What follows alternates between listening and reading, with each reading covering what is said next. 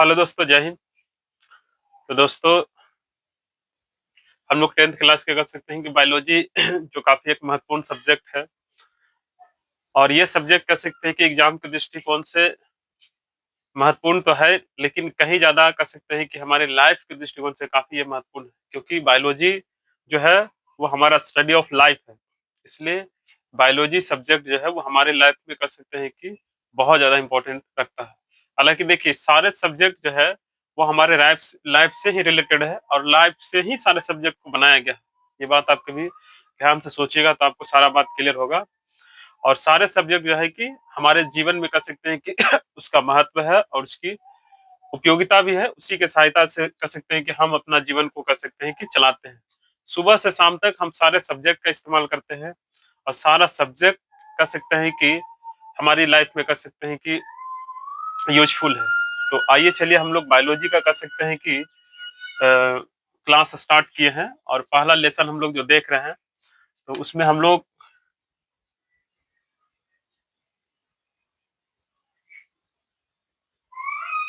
जीव विज्ञान मतलब जीवों के बारे में जो विशेष ज्ञान जिस पुस्तक से हम लोग प्राप्त करते हैं उसको क्या बोलते हैं? जीव विज्ञान। ये बात हम लोग जानते भी हैं और हम लोग क्या कह सकते हैं कि फर्स्ट लेसन चल रहा है और उस लेसन का नाम है जैव प्रकल्प पोषण, है ना? हालांकि देखिए, आप 10th क्लास के जितना भी कह सकते हैं कि बायोलॉजी के अंदर जो चैप्टर है, हर एक चैप्टर के अंदर एक कह सकते हैं कि नाम है और वही नाम जितने भी कह सकते हैं कि चैप्टर का जो नाम है, उसी नाम को मिला करके एक सम्मिलित रूप में उसका नाम दिया गया है जैव प्रक्रम। तो जैव प्रक्रम के बारे में ही कह सकते हैं कि पूरा जो 10th क्लास के बायोलॉजी है, उसमें बताया गया है कि जैव प्रक्रम क्या है, जिसको लाइफ प्रोसेस कहा जाता है। यानी कह सकते हैं कि लाइफ का प्रोसेस कैसे-कैसे चलता है। तो हर एक कह सकते हैं कि चैप्टर के अंदर उस लाइफ प्रोसेस के बारे में जो है बताया गया है, जिसमें बताया गया था कि लाइफ प्रोसेस जिसको जैव प्रक्रम कहते हैं और जिसमें पोषण, श्वसन, परिवहन, उत्सर्जन, है ना? ये सभी क्रिया को मिलाकर के उसका नाम दिया गया है जैव प्रक्रम, क्योंकि इन्हीं क्रियाओं से जीवों के अंदर जीवन का संचालन होता है, मीन संरक्षण होता है। जीव इन्हीं क्रियाओं को करके वो जीवित रहता है। ठीक है, तो ये सारे क्रिया कैसे कैसे होता है उसको डिटेल में हर एक चैप्टर के अंदर डिफाइन किया गया है। तो 10th क्लास के बायोलॉजी में जो जैव प्रक्रम है और उसका पहला कह सकते हैं कि जो चैप्टर है, तो जैव प्रक्रम का पहला कह सकते हैं कि जो आपका जो पोषण है ना, उसके बारे में उसका डिस्कस किया गया है कि पोषण के बाद हम लोग श्वसन, उत्सर्जन, है ना, इस तरह से हर एक चैप्टर के अंदर पढ़ते हैं। ठीक है, तो ओवरऑल देखा जाए तो ये 10th क्लास का बायोलॉजी जो है वो हमें जैव प्रक्रम के बारे में बतलाता है। ठीक है, कि जैव प्रक्रम क्या है। हालांकि हम लोग उसके बारे में देखे भी हैं। हम लोग पोषण के प्रकार देखे थे कि पोषण के कितने प्रकार है, दो, स्वपोषण और परपोषण, है ना। उसके हिसाब से स्वपोषण और परपोषण में दो और क्वेश्चन एक्स्ट्रा बन जाता है कि स्वपोषी जीव किसे कहते हैं, परपोषी जीव किसे कहते हैं। तो यानी स्वपोषण या स्वपोषी, परपोषण या परपोषी, है ना, ये दोनों लगभग क्या है, सेम है। और लेकिन समझना बहुत जरूरी है, क्योंकि आजकल एग्जाम में क्वेश्चन जो है वो डायरेक्ट आपको वो पहले वाला टाइम के हिसाब से नहीं पूछा जा रहा है, जिसमें ये पूछ दिया जाएगा कि जैव प्रक्रम किसे कहते हैं। अब क्वेश्चन पूछा जाएगा कि जैव प्रक्रम का जीवों में क्या महत्व है, ठीक है, या जैव प्रक्रम का जीवों में क्या महत्व रखता है। ठीक है, तो इस टाइप के क्वेश्चन जिसमें आपको अंडरस्टैंडिंग कर सकते हैं कि लेवल को जांचा जाता है और हम लोग को समझ करके ही पढ़ना है। ठीक है, हम लोग देखे थे कि पोषण के कितने प्रकार है, तो पोषण के दो प्रकार देखे थे, है ना। एक आपका था स्वपोषण, ठीक है, और दूसरा था आपका परपोषण। तो ये काफी इंपॉर्टेंट क्वेश्चन ही बनता है। तो हम लोग देखे थे कि स्वपोषण और परपोषण किसे कहते हैं। तो स्वपोषण में बताया गया था कि जो जीव अपना भोजन खुद से बनाता है, ठीक है, तो उसे स्वपोषण या उसी को स्वपोषी कहा जाता है। परपोषण जिसमें जीव अपना भोजन खुद से नहीं बनाता है, दूसरों से प्राप्त करता है, तो उसको परपोषण कहा जाता है। और ये दोनों जो है वो आपका पोषण के विधि है। किसका विधि है? पोषण के विधि है। तो आपको बताया गया था कि पोषण के कितने विधि है, दो। काफी इंपॉर्टेंट क्वेश्चन ही बनता है। आज हम लोग पढ़ेंगे पर पोषण को भी कह सकते हैं कि कई विधियों में इसको बांटा गया है। ठीक है, यानी पर पोषण के भी आगे प्रकार है, कई प्रकार में इसको क्या बांटा गया है। तो पर पोषण के मुख्य रूप से जो है आपको तीन प्रकार है। पर पोषण के कितने प्रकार है? तीन प्रकार। मतलब जो पर पोषण या परपोषित जीव होते हैं वो 3 तरह से कह सकते हैं कि अपना भोजन प्राप्त करते हैं। तो देखा जाए तो पर पोषण के कितने प्रकार है? 3 प्रकार है। पोषण के कितने प्रकार है? 2, ठीक है, स्वपोषण और परपोषण। जबकि परपोषण के कितने प्रकार है? 3, और तीनों को हम लोग एक-एक करके देखेंगे। यहाँ पर पहले तीनों का नाम आपको याद रखना है, उसके बाद आगे हम लोग उसको डिटेल में समझेंगे कि वो क्या होता है। पहला इसका है मृतजीवी पोषण,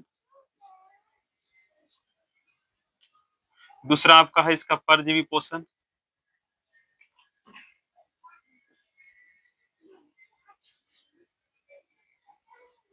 और तीसरा है प्राणी सम,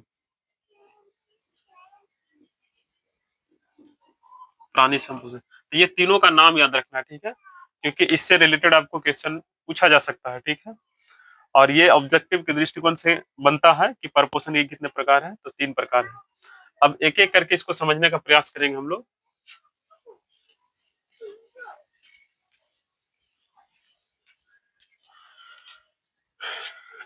परपोषण के जो पहला प्रकार है, जिसका नाम है मृत जीवी पोषण, है ना?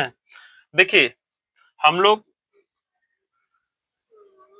इसका कह सकते हैं कि जो नाम है, ठीक है, जो इसका शब्द है, उसी से हम लोग इसका आंसर निकालने का प्रयास करेंगे। देखिए, मृत का मतलब क्या होता है? मृत का मतलब होता है मरा हुआ। हम मरा हुआ कह सकते हैं कि चाहे तो जंतु हो सकता है, जंतु भी कह सकते हैं कि मरता है, और पेड़-पौधे भी कह सकते हैं कि मरते हैं, ठीक है? ये देखिए, आपको समझना है। ऐसा नहीं कि केवल कह सकते हैं कि जंतु ही मृत होते हैं, पेड़-पौधे भी मृत होते हैं, ठीक है? क्योंकि आपको जब जीव के बारे में बताया गया था, तो उसमें बताए थे कि जीव मित मतलब क्या, जिसमें जीवन पाया जाता है उसको जीव कहते हैं। जिसमें आपको बताया गया था कि जंतु भी आ जाता है, जैसे आदमी, कुत्ता, बिल्ली, जानवर, है ना? पेड़-पौधे भी आ जाता है, सूक्ष्म जीव भी आ जाता है। ये सब क्या है? जीव है, क्योंकि इसमें जीवन पाया जाता है। तो उसी तरीका से पेड़-पौधों के अंदर भी कह सकते हैं कि जीवन होता है। लेकिन जब पेड़-पौधों को काट दिया जाता है, या कह सकते हैं कि किसी कारण से वो, है ना? वो भूमि से अलग हो जाता है, ठीक है? तो ऐसे स्थिति में वो क्या होता है? मृत हो जाता है। तो मृत का मतलब क्या है? मरा हुआ। मरा हुआ में कह सकते हैं कि जंतु हो सकता है और पेड़-पौधे भी हो सकते हैं। अब देखिए, यानी अब यहाँ पर जो बताया गया है कि मृत जीवी, जीवी का मतलब क्या है? जीव। जीवी का मतलब क्या है? जीव। तो आपको मृत जीवी पोषण किसको कहा जा सकता है? तो आप इसी में से इसका आंसर निकाल लीजिएगा कि मृत जीव पोषण किसको बोलते हैं? तो वैसे जीव को मृत जीव पोषण कहा जाता है, जो मरे हुए जीवों को, किसका? मरे हुए जो जीव होता है, से पोषण प्राप्त करता है, ठीक है? मरे हुए जीव से क्या करता है वो? पोषण प्राप्त करता है। तो उसको बोलते हैं मृतजीवी पोषण। क्या बोलते हैं उसको? मृतजीवी पोषण। हालाँकि और एक चीज़ यहाँ पर देखिए कि मृतजीवी जो होता है, यहाँ पर मरे हुए जीवों से जो अपना पोषण को प्राप्त करता है, तो इसमें वो अवशोषित करता है। क्या करता है वो? अवशोषित करता है। ये बात याद रखिएगा, क्योंकि मृतजीवी में सूक्ष्म जीव आता है। कौन होता है? सूक्ष्म जीव। और सूक्ष्म जीव जो है, ये खाता नहीं है, ये क्या करता है? तो कोई भी जो मरा हुआ जीव होता है, उसको वो अपघटित करता है, और अपघटित करने से वो जो ठोस जो जीव था, वो धीरे-धीरे कह सकते हैं कि तरल रूप में हो जाएगा, और तरल रूप में होने के बाद क्या होगा कि ये जो जीव होगा, ये इसको क्या करेगा? अपने शरीर की सतह से अवशोषित करेगा, और इस तरह से ये मरा हुआ जीव से अपना पोषण क्या है? प्राप्त करता है। ठीक है? तो ये जानना बहुत ज़रूरी है कि जो मृत जीव होता है, वो मरे हुए जीवों से अपना जो पोषण होता है, या कह सकते हैं कि जो भोजन होता है, उसे ग्रहण करता है। लेकिन कैसे ग्रहण करता है? तो आप याद रखिएगा कि जो मरा हुआ जीव होता है, ठीक है? तो वो कह सकते हैं कि घुलित कार्बनिक रूप में क्या होता है? परिवर्तित होता है। तो जो मृतजीवी होता है, वो अपना क्या करता है? तो शरीर की सतह से उसे अवशोषित करता है, और इस प्रकार से वो पोषण करता है। इसके अंतर्गत जो है कि जो जीव आता है, उसमें आपका एग्जाम्पल में याद रखिएगा कि जैसे जीवाणु, फिर कह सकते हैं कि आपका बैक्टीरिया वगैरह भी आ जाता है, प्रोटोजोआ भी,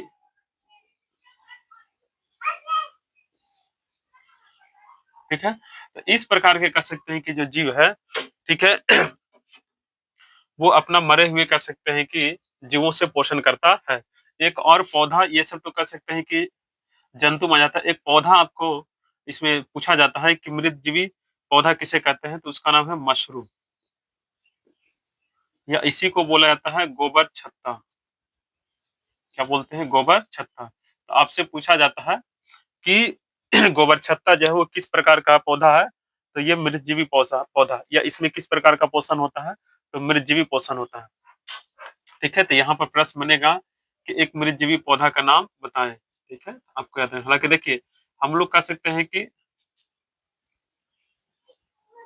हम लोग पहले पौधों के बारे में देखे हैं, जिसमें हम लोग ये जाने थे कि पौधे जो है स्वपोषी होते हैं। लेकिन आपको एक बात याद रखना है कि जो हरे पौधे होते हैं वो स्वपोषी होते हैं। हालांकि और डेप्थ में जाइएगा तो उसके बारे में और भी जानकारी मिलता है कि पौधों का रंग हरा होना कहीं ज्यादा मायने नहीं रखता है, जबकि उसमें क्लोरोफिल की उपस्थिति का होना सबसे ज्यादा मायने रखता है। तो बहुत सारे ऐसे पौधा है जो हरा नहीं होने के बाद भी उसमें स्वपोषण की क्रिया होता है। ठीक है, क्योंकि उसमें हरा कलर ऊपर से नहीं है, लेकिन उसके अंदर क्लोरोफिल है, तो वो प्रकाश संश्लेषण की क्रिया करता है और वो अपना भोजन खुद से बनाता है।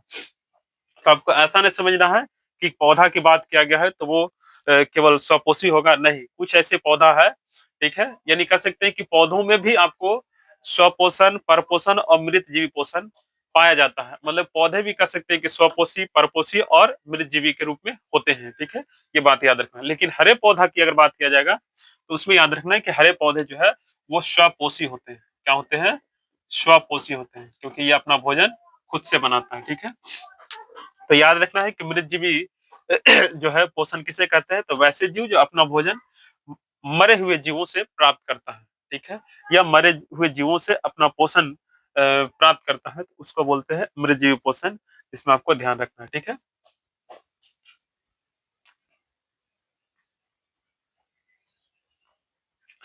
अब देखिए, इसमें और इसमें और आपको कुछ जो प्रश्न बनता है उसको बताते हैं कि देखिए, आजकल ऐसे क्वेश्चन नहीं पूछा जा रहा है एग्जाम में कि मृतजीवी पोषण किसे कहते हैं। आजकल तो ये सिंपल है, ठीक है, कि मृतजीवी पोषण किसे कहते हैं, तो लोग डायरेक्ट लगा देगा कि वैसे जीव जो अपना भोजन मरे हुए या मृत जीवों से प्राप्त करता है।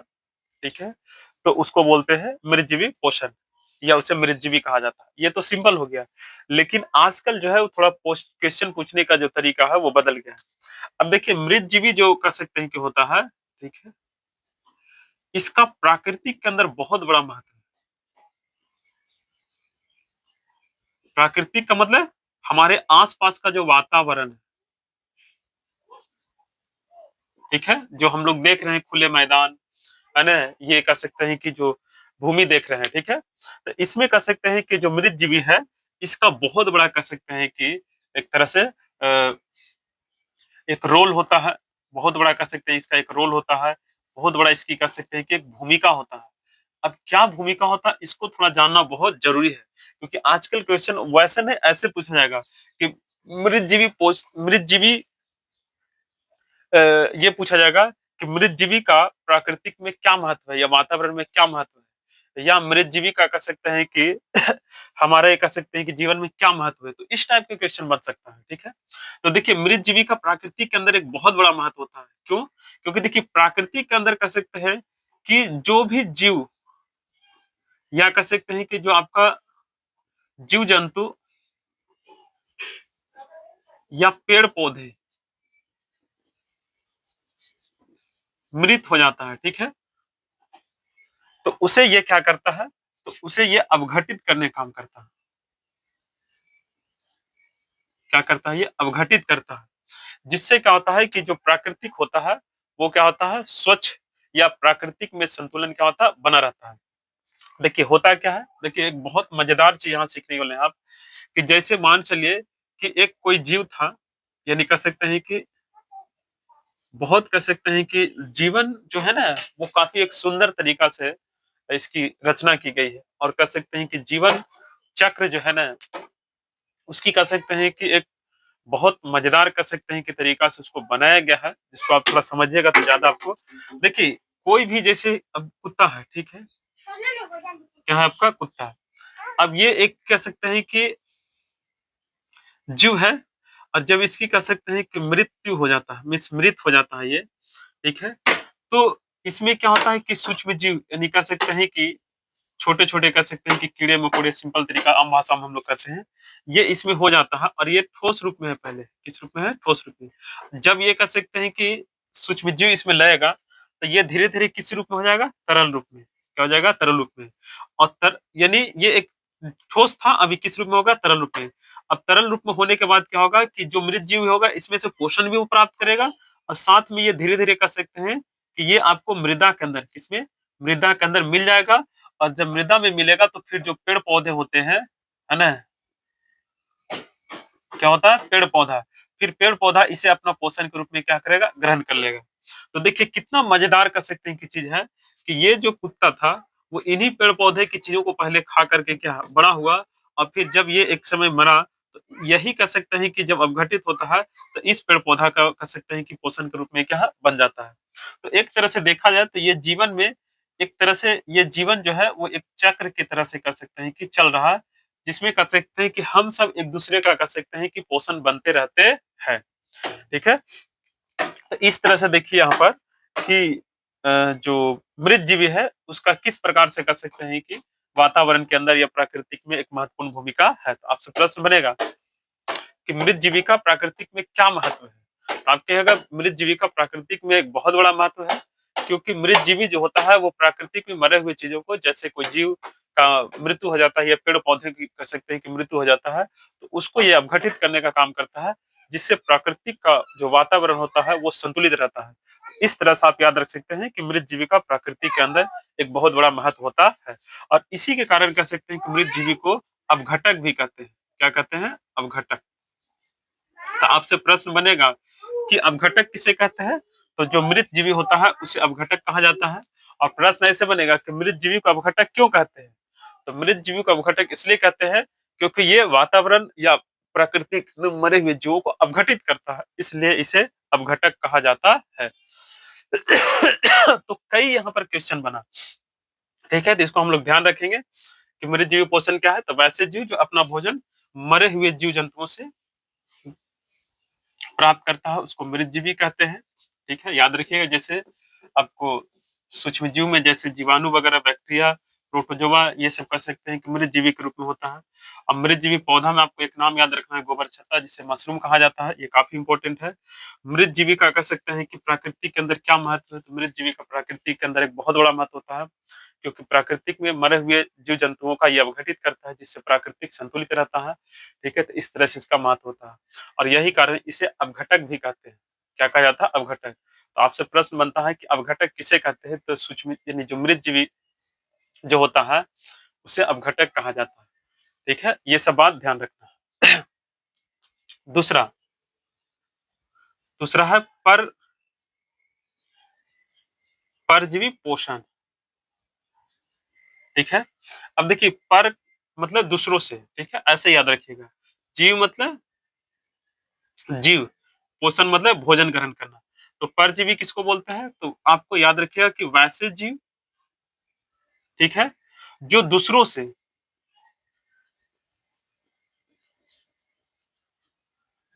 है ना अपना भोजन प्राप्त करता है, अपना भोजन ग्रहण करता है या उसे प्राप्त करता है, तो उसको बोलते हैं परजीवी। ठीक है, तो आप सिंपल पर का मतलब इसे भी दूसरा, ठीक है, समझने के लिए, और जीव का मतलब जीवी और पोषण का मतलब भोजन। तो जो जीव अपना भोजन दूसरों से प्राप्त करता है, ठीक है, तो उसको कहते हैं परजीवी। अब इसमें जीव चाहे तो वो अस्थायी रूप से या अस्थायी रूप से, कभी कभी ऐसा पूछा जाता है, अस्थायी या अस्थायी। देखिए अस्थायी का मतलब क्या होता है कि कुछ ऐसे जीव होता है जो हमेशा दूसरे जीवों के साथ रहेगा। जैसे आप देखिएगा आपका माथा में जू वगैरह होता है, क्या होता है आपका जू, ये हमेशा हम लोग के साथ रहता है और हम ही लोग से ये भोजन प्राप्त करता है, तो ये परजीवी हो गया। क्या हो गया? ये परजीवी। ये अस्थायी रूप से है। या आपको कुछ ऐसे जीव है जो अस्थायी नहीं रहेगा, वो अस्थायी रूप से रहेगा। किस रूप से रहेगा? अस्थायी रूप से। और कह सकते हैं कि वो उससे क्या करता है? भोजन प्राप्त करता है। तो परजीवी जीव जो होता है वो दूसरे जीवों के संपर्क में अस्थायी या अस्थायी रूप से रह करके अपना पोषण प्राप्त करता है। तो उसको बोलते हैं परजीवी। जैसे एग्जाम्पल में आपको इसमें भी आपको कवक वगैरह आता है, कवक हो गया, ठीक है। उसके बाद परजीवी, मलेरिया परजीवी,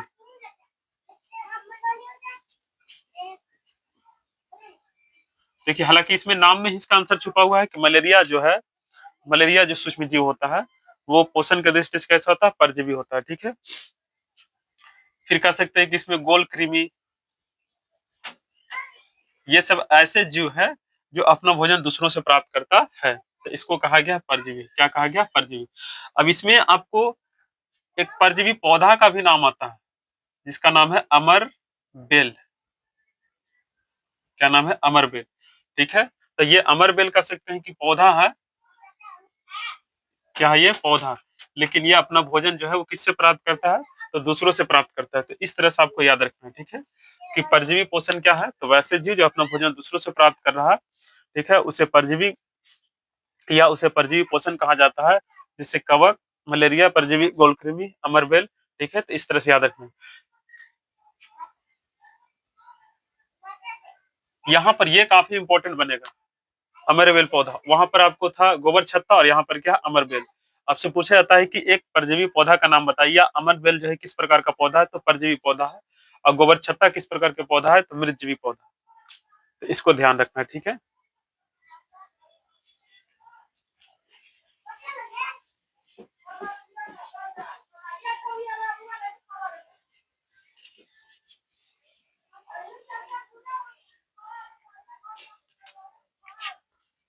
तीसरा है आपका प्राणी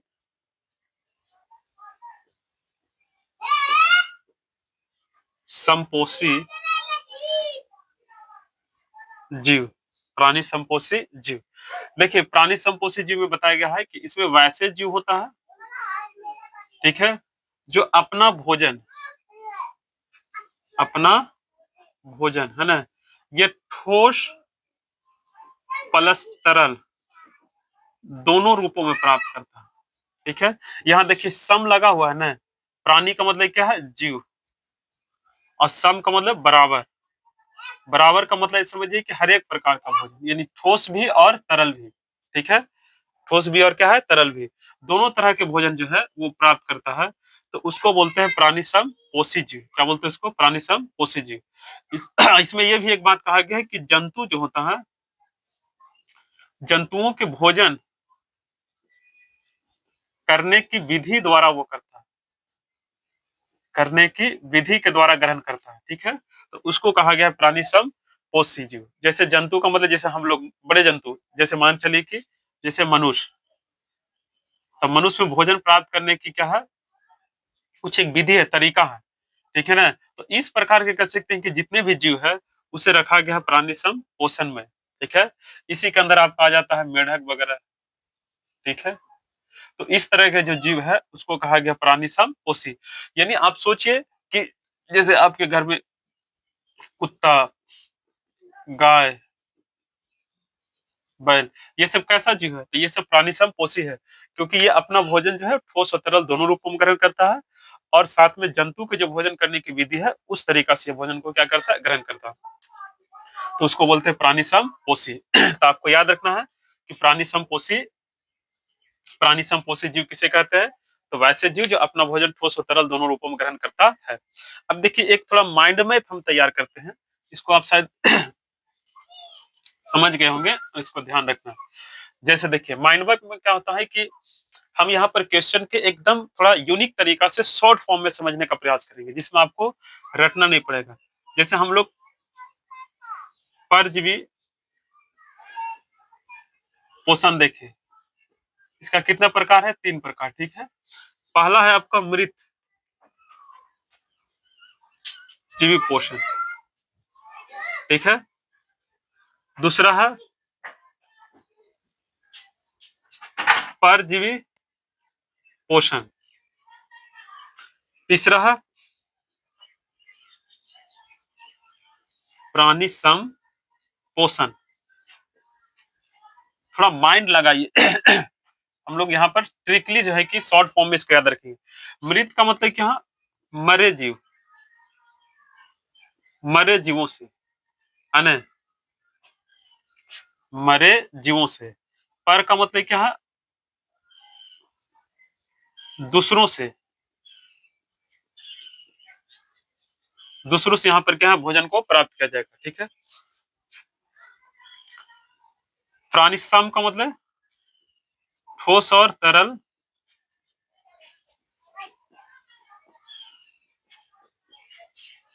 दोनों रूपों में। यहाँ पर देखिए, आपको ट्रिकली शॉर्ट तरीका से आपको याद रखना, ठीक है, इसमें रटने की जरूरत नहीं है। मृत जीवी का मतलब मरे हुए जीव से, मतलब वैसे जीव जो अपना भोजन मरे हुए जीवों से प्राप्त करता है, ठीक है। परजीवी तो वैसे जीव जो अपना भोजन दूसरों जीवों से प्राप्त करता है, परजीवी। प्राणी संपोषण संपोषण तो वैसे जीव जो अपना भोजन ठोस और तरल दोनों रूपों में ग्रहण करता है, ठीक है, तो उसको बोलते हैं प्राणी संपोषण। तो इस तरह से शॉर्ट में याद रखना है। यहाँ पर मरे हुए जीव में एग्जाम्पल के रूप में आपको याद रखना है कि जैसे कवक, ये कह सकते हैं कि बैक्टीरिया। यहाँ पर भी आपका कह सकते हैं कि कवक वगैरह आ जाता है। और मलेरिया परजीवी याद रखिए, मलेरिया परजीवी याद रखिए, ठीक है। यहाँ पर आप पेड़ के रूप में पेड़ वाला भी शामिल कर सकते हैं, मशरूम, मशरूम इसको। और यहाँ पर कह सकते हैं कि आप शामिल कर सकते हैं किसको, याद रख सकते हैं अमरबेल, इसको रख सकते हैं अमरबेल, ठीक है। और इसमें आपको याद रखना है मनुष्य या गाय बैल जो भी है इसको रख सकते हैं, ठीक है। तो इस तरह से आप एक अपना माइंड मैप तैयार करके आप इसे आसानी से जो है कि याद रख सकते हैं, आपको रटने की जरूरत नहीं रहेगा, ठीक है। और आपको कर सकते हैं कि थोड़ा ये आप इसको ध्यान रखिएगा, थोड़ा एक और माइंड मैप देने का प्रयास करते हैं। पढ़ाई को है कि सरल तरीका समझिए, ज्यादा फायदा होगा। जैसे आपको बताया गया था स्वपोषी, स्वपोषी है ना, या स्वपोषी पोषण दोनों एक ही है। तो देखिए, स्व का मतलब है खुद से, खुद से अपना भोजन बनाता है, भोजन तैयार करता है, यानी अपना भोजन खुद से वो प्राप्त कर रहा है, ठीक है, यानी खुद के अंदर बना रहा है। दूसरा था आपका परपोषी, स्वपोषण परपोषण था कि नहीं, या इसी को परपोषण भी कहते हैं। क्या बोलते हैं इसको? परपोषण। और स्वपोषी को इसको कहा जाता है स्वपोषण, ठीक है। तो ये दोनों सेम ही है। पोषण स्वपोषण मतलब विधि, पोषण करने की विधि, भोजन करने की विधि। और स्वपोषी मतलब जीव, ठीक है। परपोषी मतलब जीव और परपोषण को बोले विधि, ठीक है। तो दोनों लगभग सेम ही है, ठीक है। तो परपोषण में याद रखना है दूसरों से, दूसरों से भोजन प्राप्त करना, ठीक है, ऐसा ही उसको याद रखिएगा। तो इस तरह से आप शॉर्ट तरीका से याद रखिएगा तो ज्यादा आपको क्लियर होगा और याद रहेगा लॉन्ग टाइम कि स्वपोषी या स्वपोषण क्या है। तो वैसे जीव जो अपना भोजन खुद से बनाता है, और परपोषी परपोषण क्या है, तो वैसे जीव अपना भोजन खुद से नहीं बनाता है, दूसरों से प्राप्त करता है। तो इस तरह से है जो कि आप उसको याद रखिएगा। तो आज का कह सकते हैं कि जानकारी इतने, फिर कह सकते हैं कि अगले वीडियो में मिल लेंगे आपको, ठीक है, जहां पर और कह सकते हैं कि इसकी जो जानकारी है उसको हम लोग आगे बढ़ाते हुए चलेंगे। तब तक के लिए जय हिंद।